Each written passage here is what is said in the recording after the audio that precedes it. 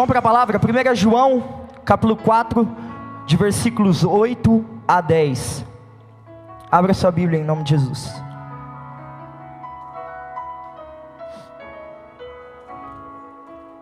Para você que não trouxe sua Bíblia, você pode acompanhar pelo telão e pela minha leitura. Diz assim: quem não ama, não conhece a Deus, porque Deus é amor. Foi assim que Deus manifestou seu amor entre nós, enviou o seu Filho unigênito ao mundo, para que pudéssemos viver por meio dele. Nisto consiste o amor, não em que nós tenhamos amado a Deus, mas em que Ele nos amou e enviou o seu Filho, como propiciação pelos nossos pecados. Feche seus olhos mais uma vez, vamos orar. Deus, eu oro, Pai, para que nessa noite nós saímos daqui marcados pelo Teu poderoso amor, Deus. Pai, eu oro para que uma atmosfera de amor, de quebrantamento, seja levantado neste lugar, nessa noite, Pai. Eu oro para que pecadores sejam levados ao arrependimento. Deus, meu único objetivo nessa noite é pregar para que almas sejam salvas, para que pessoas se encontrem com Tua graça, para que se encontrem com o Teu amor. Deus, nessa noite eu oro para que os que estavam perdidos venham ter um encontro com o Senhor nessa noite, Pai. Eu oro para que a Tua presença nos constranja nessa noite, e que o Senhor nos leve ao caminho da salvação, em nome de Jesus, amém. Vira para a pessoa que está do seu lado e fala assim: a vida cristã é conhecer a Deus e o fazer conhecido. E hoje nós vamos conhecer uma parte de Deus, quem Deus é. E o texto começa nos dizendo que Deus é amor. Tendo dito isso, vamos então para a palavra. O amor amou, e Ele não mediu esforços, entregou a sua vida, sacrificou-se trazendo vida àqueles que estavam mortos. Amou aqueles que o odiavam, amou aqueles que viraram as costas para Ele, amou aqueles que o negaram, aqueles que tiraram a sua capa, aqueles que o chicotearam, aqueles que o pregaram numa cruz. E eu e você, nós simplesmente daríamos a vida por aqueles que nos amam, mas dificilmente nós daríamos a vida por aqueles que nos negaram, por aqueles que viraram as costas para nós, por aqueles que nos ofenderam. Mas o amor, tendo amado, entregou a sua vida por aqueles que eram merecedores de sua ira, isto nós. Que amor é esse? Que história de amor é essa? O amor mais louco da história é o amor de Deus por mim e por você.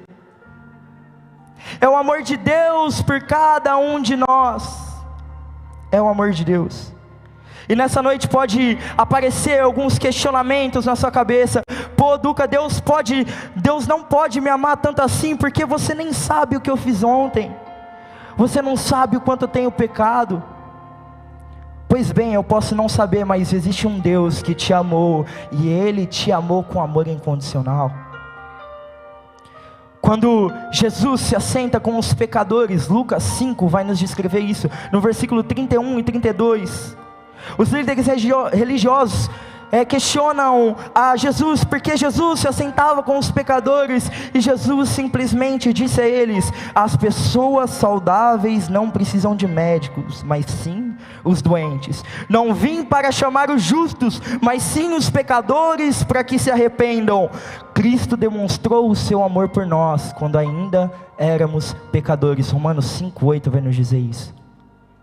Cristo me amou e te amou quando ainda éramos pecadores. Cara, Deus, Ele nos amou. E o meu desejo nessa noite é que você se encontre com esse amor, com o amor mais louco da história. O amor, ele é um atributo de Deus, e é importante a gente se lembrar que quando nós falamos de atributos, não são características que possam ser acrescentadas em Deus, mas nós estamos falando sobre quem Deus é, a sua essência, o seu ser. Logo, Não tem como separar Deus de seus atributos. Quem Deus é, dos seus atributos. Porque faz parte do caráter de Deus, que é insondável, que é incomparável, eterno e infinito, e também incondicional. Isso significa que não há nada que eu e você possa fazer para aumentar o amor de Deus por nós, ou para diminuir o amor de Deus por nós, porque esse amor não se baseia em mim e em você, não tem sua fonte em mim e em você, mas tem a fonte do próprio Deus que nos amou. Ele é a fonte desse amor.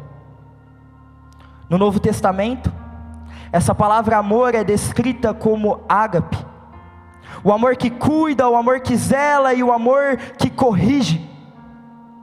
E aí você fala nesse momento: uau, Deus me ama, Deus cuida de mim, Deus zela de mim, mas corrige?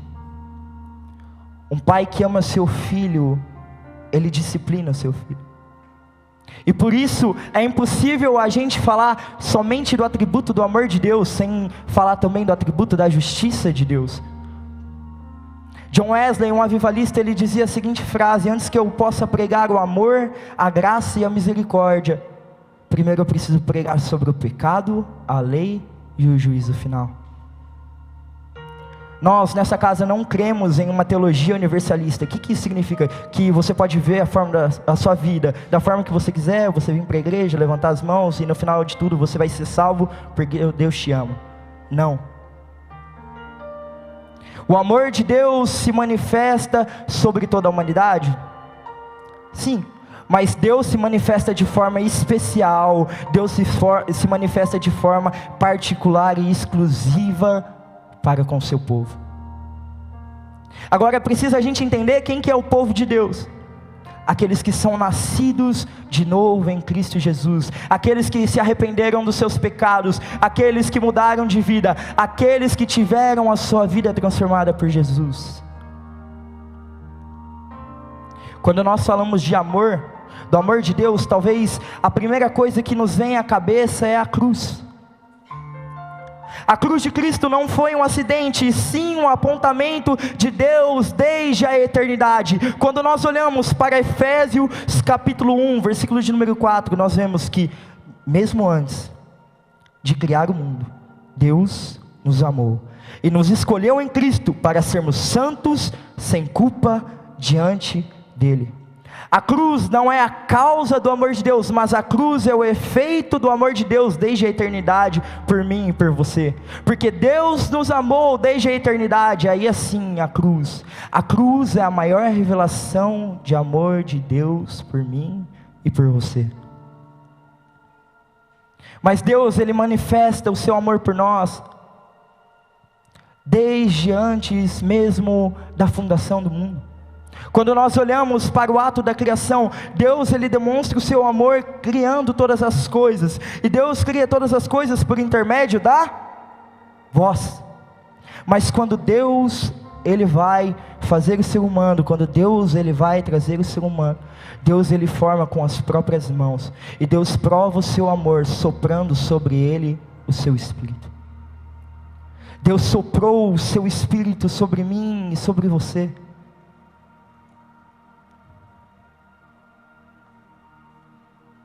Deus criou todas as coisas por comando da voz, mas quando Deus ele vai criar o homem, Deus forma-o com as próprias mãos e sopra sobre ele o seu Espírito. E aí você talvez já começou a se questionar, e o que é nos relatado em Gênesis 3, a queda do homem, na verdade a queda de toda a criação, na verdade o pecado não surpreendeu Deus, porque o plano de Deus, o plano A de Deus era enviar Jesus e não o plano B, o plano de Deus sempre foi enviar Jesus Cristo por mim e por você. E quando nós olhamos para o versículo 8 de Gênesis 3, nós vemos o seguinte: e ouviram a voz do Senhor Deus que passeava no jardim pela viração do dia, e escondeu-se Adão e sua mulher da presença do Senhor Deus entre as árvores do jardim, e o Senhor Deus chamou a Adão e lhe disse: onde estás? E ele disse: ouvi a tua voz no jardim e temi, porque estava nu e escondi. Cara, Deus prova o seu amor não simplesmente criando a criação, fazendo a criação e deixando com que as coisas aconteçam, mas Deus vem todos os dias, na viração do dia, se relacionar com Adão. Deus expressa seu amor por nós todos os dias. Mas o porquê eu li esse texto é exatamente pela parte onde Deus faz a pergunta: Adão, onde estás? Nós falamos sobre os atributos de Deus, o amor, a justiça, mas existem os atributos de Deus que são incomunicáveis: a onisciência, a onipresença e a onipotência. E Deus, Ele já sabia onde Ele estava. Deus já sabia o que tinha acontecido. Eu gosto de pensar que quando Deus, Ele pergunta para Adão, onde estás? Deus não está se referindo a um lugar físico, mas a um estado moral e espiritual. Da mesma forma, Deus hoje nessa noite te pergunta: aonde você está? Ou melhor, em que estado você se encontra? Adão já tinha provado do amor de Deus todos os dias, na viração do dia. E eu e você, nós provamos desse amor todos os dias. Pecou? Não se esconda de Deus, mas corra para os pés da cruz, porque aqueles que correm para os pés da cruz e confessam os teus pecados, alcançam o favor e a misericórdia de Deus para conosco. O amor de Deus, ele se manifesta com a criação, mas Deus, ele manifesta também o seu amor através do seu povo. Nós estamos passeando pela Bíblia, e quando nós chegamos a 9 gerações depois de Adão, nós chegamos até a vida de Noé, e a Bíblia nos diz que naqueles dias o pecado tomou conta daquele lugar, as pessoas eram más, a corrupção, o pecado naquele lugar, a vida dissoluta daqueles homens que conheciam a Deus, o fizeram que Deus recomeçasse. E quando Deus procura alguém, Deus encontra Noé, um homem íntegro, reto, e Deus então achou graça dele. Se Deus hoje passasse os olhos aqui sobre esse lugar, será que Deus poderia nos encontrar alguém íntegro? Será que Deus poderia achar graça em nós? Que nós possamos nos encontrar com o amor desse Deus. E Noé, por 120 anos, ele vai anunciar ao povo aquilo que Deus iria fazer. E quando é chegado o dia, a gente sabe que somente ele e a sua família, e por meio deles, Deus demonstra o seu amor, recomeçando a humanidade. E passando mais um pouco na história, nós vemos que Deus, ele tem um plano de estabelecer um povo, de estabelecer uma nação. Então Deus levanta aquele que é o pai de multidões. Deus levanta o pai da fé, Abraão. E aí Abraão gera Isaac, Isaac gera Jacó. E quando nós vemos em Jacó, nós vemos que ele tem 12 filhos, entre eles o 11º, José. José é um homem sonhador. José, um jovem como eu e como você, tendo experiências com Deus, provando do amor de Deus, e certo dia Deus dá uma visão a ele. Você conhece a história. Os irmãos sentem inveja, mas chegado o dia, eles estavam no campo, os irmãos tramam um plano, e ele é vendido como escravo, e ele vai para no Egito. Final da história, você já sabe, lá acontecem coisas boas, coisas ruins com ele, ele chega até ser governador do Egito, e lá Deus dá aquele cumprimento daquela visão, mas Deus, ele prova seu amor, reestabelecendo e trazendo para perto, e nós não vemos apenas o amor de Deus para com José, mas vemos o amor de Deus fluindo através de José, através do perdão, e a família é reconstituída.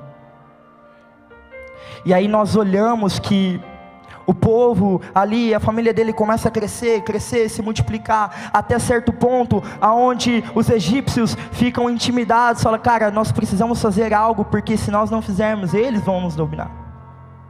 Então o povo é escravizado. Mas mais uma vez, Deus ele prova seu amor, e Deus levanta um libertador. Deus levanta alguém que iria os tirar do Egito. Deus levanta alguém que iria ao encontro deles. Deus levanta um homem chamado Moisés. E a missão de Moisés não era simplesmente tirar o povo do Egito, mas era tirar de um local e levar para um encontro com Deus que os amava. Não era simplesmente a fé dos pais, mas agora a fé deles também. E aí Moisés ele liberta o povo do deserto, do Egito. Eles passam pelo deserto, e aí Deus marca um encontro com eles. Deus quer provar o seu amor, Deus quer revelar o seu amor sobre ele, Deus quer revelar o seu amor sobre nós nessa noite. Mas o que acontece? A gente sabe que o povo, ele vira as costas para Deus, e eles falam: Moisés, suba você em nosso lugar. E naquele momento eles estabelecem Moisés como mediador deles. E naquele momento nasce o que nós chamamos de modelo sacerdotal. E entre deles havia um homem, um jovem, um tempo à frente, chamado Samuel. Samuel tem experiências com Deus na sua juventude. Ele ouve Deus o chamando. E Samuel ele exerce um ministério tríplice. Ao mesmo tempo que ele era sacerdote, ele era juiz e também profeta. Ele conhecia o coração de Deus. Ele provava do amor de Deus. Na sua velhice, a gente sabe que o povo pede um rei, e esse rei é Saul. E como foi pregado, a gente sabe que Saul começa bem, mas CPF cancelado, termina reprovado por Deus. Mas Deus, mais uma vez, demonstra o seu amor, levantando aquele que tem, cujo nome, como significado, o amado. Deus levanta um pastor de ovelhas, Deus levanta Davi. Você pode passear por todo o Antigo Testamento e você vai ver o cuidado e o amor de Deus por cada um de nós, por cada um do seu povo. Você vê o amor de Deus de forma expressa. Você vê o amor de Deus de forma notória. E aí nós vemos que Deus ele demonstra o seu amor por meio dos profetas, os levando a um caminho de arrependimento, os trazendo de volta para os caminhos, anunciando a primeira vinda de Jesus, a revelação máxima do amor de Deus, a maior revelação, Cristo Jesus. E essa revelação é a história mais linda de amor.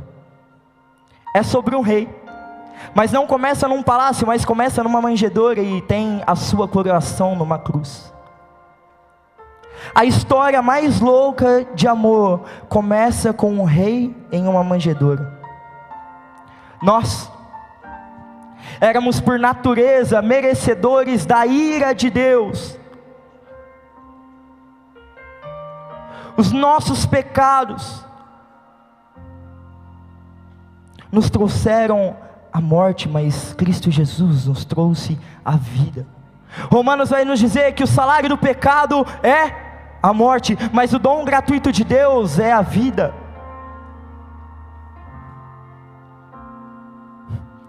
Deus é eterno, Deus é santo, Deus ele é amor, Deus ele é justiça, Deus expressa a sua bondade, a sua misericórdia, a sua graça sobre cada um de nós, e Deus expressa isso hoje, aqui e agora sobre as nossas vidas.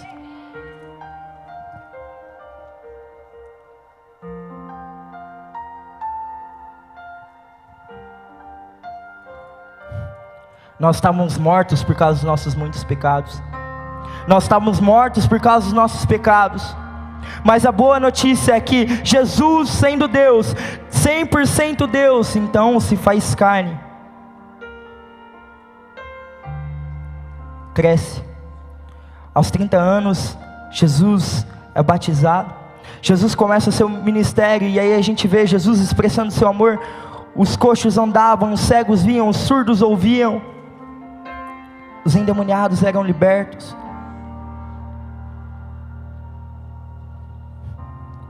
E nisso tudo, aqueles que deveriam reconhecer Jesus como a expressão do amor de Deus, aquele que havia de vir, o rejeitaram.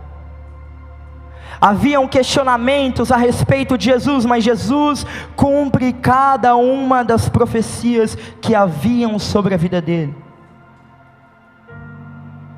Jesus se assenta com os pecadores, anuncia a eles ao reino, opera sinais, milagres, prodígios e maravilhas. Mas o povo começava a seguir Jesus, e os líderes religiosos perseguiam a Jesus. Quando é chegado o dia, então, ao qual Jesus se referia que ele havia de ser preso, que havia de acontecer aquilo que tinha sido profetizado, Jesus então, ele é preso e abandonado.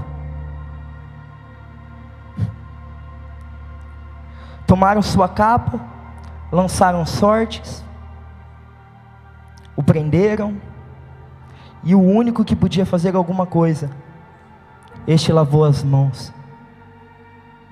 Agora o Deus eterno, santo, perfeito, se fez carne, foi preso, humilhado. Naquela ocasião o povo podia pedir a liberdade de um prisioneiro. De um lado havia o Deus eterno, santo, sem culpa e sem pecado, e do outro lado havia Barrabás, um assassino. Então é perguntado ao povo: quem vocês querem que eu liberte? E a multidão gritava: Barrabás, solte a Barrabás.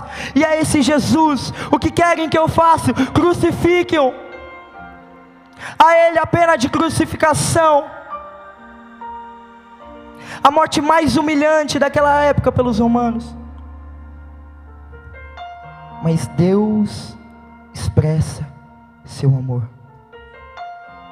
Bateram em Jesus, arrancaram sua barba com as mãos, o pregaram numa cruz, e naquela sexta-feira, Jesus se entregou por mim e por você. Jesus se entregou por mim e por você. O amor sangrou, e a ira que deveria estar sobre nós, o castigo que deveria estar sobre nós. Isaías 53:10 vai dizer que Deus agradou moer o seu próprio filho. Quem levou Jesus à cruz? O que levou Jesus à cruz foram os meus e os seus pecados. Foram os meus e os seus pecados que levaram o Deus eterno, santo, perfeito, sem culpa, sem pecado, o Cordeiro de Deus que tinha sido preparado desde antes da fundação do mundo. Os nossos pecados levaram Cristo à cruz, mas Jesus foi de forma voluntária para a cruz. Jesus, ele se entregou. Jesus foi como uma ovelha muda para o matadouro, suportando toda a humilhação, suportando todo o sofrimento físico, suportando todo o semblante desfigurado, toda a humilhação física, moral. Mas por amor a mim e a você, Jesus, ele faz isso. Cristo morreu a morte que eu e você merecíamos. Deveríamos ser eu e você naquela cruz. Mas Jesus, ele morre, ele tem a morte que eu e você, nós merecíamos. Mas o que o povo não esperava é que ao terceiro dia, esse mesmo Jesus, ele havia de ressuscitar. Então no domingo, esse mesmo Jesus que foi crucificado e esteve entre os mortos, ressuscitou para nos trazer uma nova vida em Cristo Jesus, uma nova vida, uma nova expressão de amor. A maior história de amor é contada então naquele momento. Cristo ressuscita por nós. Cristo morreu sim, a morte que eu e você merecíamos, mas Cristo ressuscitou a vida que eu e você não merecíamos.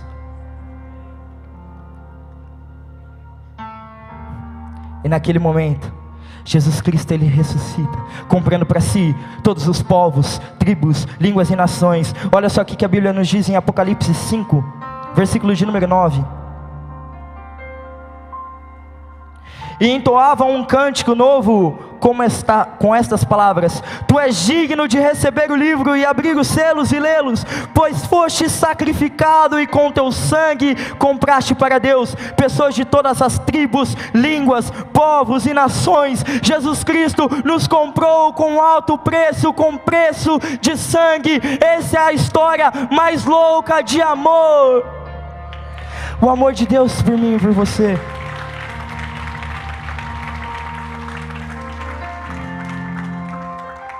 Só que essa história não termina aí, porque esse mesmo Jesus enviou o seu Espírito para estar conosco todos os dias, e nós provamos do amor, da bondade, do cuidado, do zelo de Deus todos os dias. Mas Jesus Cristo, ele virá também para buscar a sua igreja. Jesus Cristo virá para buscar o seu povo, buscar aqueles que o amam. A banda pode subir já. Ele virá para buscar essa igreja. Agora a pergunta é: o que nos separará desse amor? O que nos separará desse amor? Romanos 8, 38 e 39, olha só que nos diz: nem altura, nem profundidade, nada em toda a criação nos separará do amor de Deus, nos revelado em Cristo Jesus, o nosso Senhor. Nada pode nos separar do amor de Deus, nem altura, nem profundidade, nem qualquer coisa na criação. Nada e nem ninguém pode nos separar do amor de Deus que nos está reservado em Cristo Jesus. Deus chamou. Essa é a louca história de amor de Deus. Você ouviu aqui hoje que Deus, ele te amou. Você fala: pô, eu sei que Deus me ama. Virando a pergunta agora: e você ama a Deus? Você ama a Deus? Você está ouvindo sobre a graça, a misericórdia e o amor de Deus que está estendido para mim e para você nessa noite? O que você irá fazer? Porque a graça está disponível para mim e para você nessa noite. O amor de Deus está sobre esta casa nessa noite. Mediante essa mensagem hoje, você tem uma escolha, duas na verdade: ou provar desse amor, ou sair por aquela porta e viver a mesma vida.